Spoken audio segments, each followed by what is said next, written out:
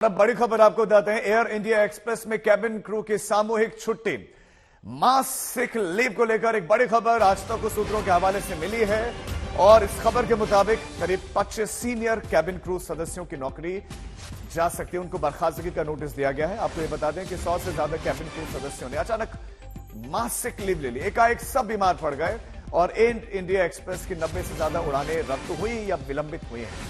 ये बताया जा रहा है कि एयर इंडिया एक्सप्रेस के कैबिन क्रू सदस्य वेतन भत्ते को लेकर नाखुश हैं, यानी कि जो उनको पैसा मिलता है उससे वो नाराज हैं, उसमें बढ़ोतरी की मांग कर रहे हैं और इस वजह से उन्होंने सामूहिक रूप से बीमारी की छुट्टी ले ली। और अब आज तक सूत्रों से बड़ी खबर ये वो नोटिस है जो उनको भेजा गया। कल 90 से ज्यादा घरेलू और अंतर्राष्ट्रीय उड़ान रद्द हुई थी। आशुतोष मिश्रा हमारे संवाददाता इस खबर पर ज्यादा जानकारी के साथ जुड़ गए हैं। आशुतोष, इसमें कोई दो राय नहीं कि जब मास सिक लीव लेते हैं तो कंपनी को बड़ा नुकसान हो गया। जो ये नोटिस भेजा गया है, डिटेल बताएं, विस्तार से बताएं क्या क्या है महत्वपूर्ण पॉइंट्स इस नोटिस में।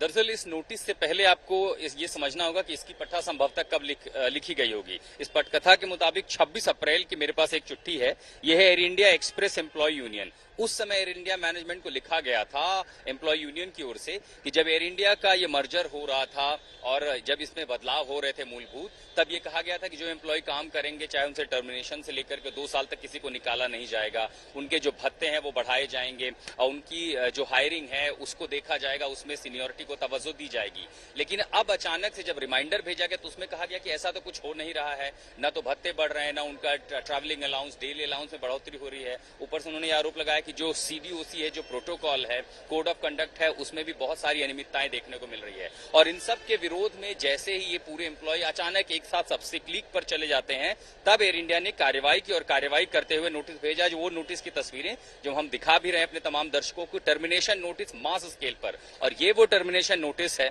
लेकिन इसके पहले एक सबसे महत्वपूर्ण चीज आपको दिखा दें, खासकर उन यात्रियों के लिए जो इस समय दिल्ली एयरपोर्ट या अलग अलग एयरपोर्ट पर निकलने होंगे, ये सोचने के लिए कि कहीं उनकी फ्लाइट तो कैंसिल नहीं हो गई है। अभी तक जब मैं इस समय दिल्ली एयरपोर्ट पर खड़ा हूं, ये जानकारी बेहद जरूरी है कि कोई बहुत ज्यादा कैंसिलेशन हमें देखने को नहीं मिल रही है। लेकिन दरअसल ये अनशेड्यूल कैंसिलेशन होता है। मसलन 8:20 पर दिल्ली ये एयर इंडिया एक्सप्रेस है जो शारजाह की ओर जाना था।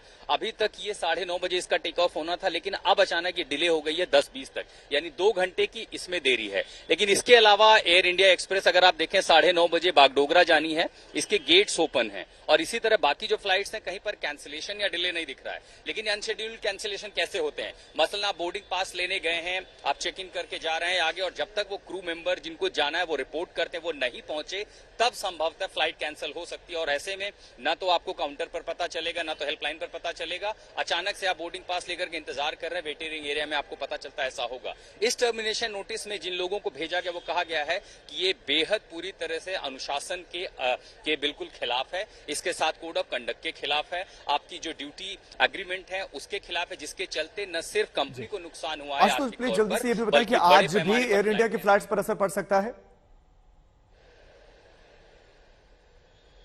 देखिए, 2 चीजें हैं। मसलन एक ताजा उदाहरण मैं देख रहा हूं शारजाह का, चूंकि अभी तक कोई औपचारिक जानकारी नहीं है। 8:20 स्टैंडर्ड डिपार्चर टाइम था, लेकिन अब एस्टिमेटेड टाइम ऑफ डिपार्चर 10:20 हो गया है।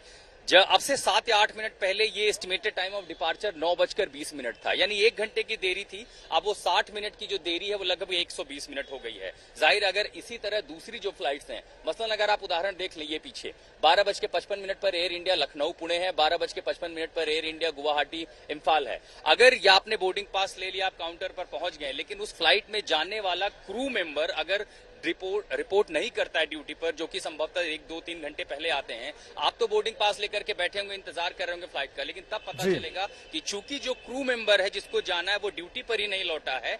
ऐसी स्थिति में ये दिक्कत हो सकती है और ये दरअसल असुविधा होती है यात्रियों को और साथ ही कंपनी को भी, यानी एयर इंडिया भी इस स्थिति में नहीं होगी कि वो आपको बता सके कि क्या ये फ्लाइट कैंसिल हो सकती है या नहीं। तो ये ऊहापोह की स्थिति फिलहाल बनी हुई है। बहुत शुक्रिया आशुतोष आपका इस तमाम जानकारी के लिए।